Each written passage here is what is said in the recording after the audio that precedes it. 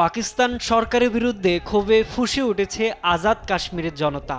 Jammu Kashmir joint Awami action কমিটির ডাকে মুজাফফরাবাদে হাজারো মানুষ রাস্তায় নামেন।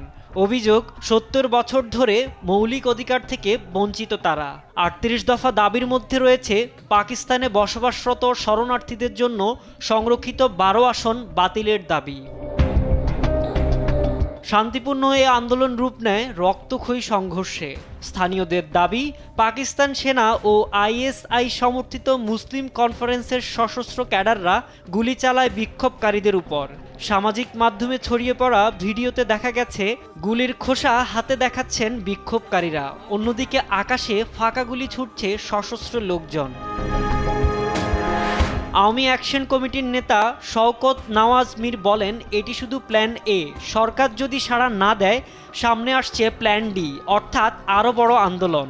এদিকে সরকার এসব দমন করতে ইসলামাবাদ থেকে মোতায়েন করেছে হাজারো সেনা। পাঞ্জাব থেকেও আনা হয়েছে অতিরিক্ত সেনা। চলছে ফ্ল্যাগ মার্চ, বন্ধ করে দেওয়া হয়েছে ইন্টারনেট। এ সহিংসতার আগে গেল সপ্তাহে খাইবার পাখতুনখোয়ায় পাকিস্তানি বিমান বাহিনীর হামলায় নিহত হয় ৩০ বেসামরিক।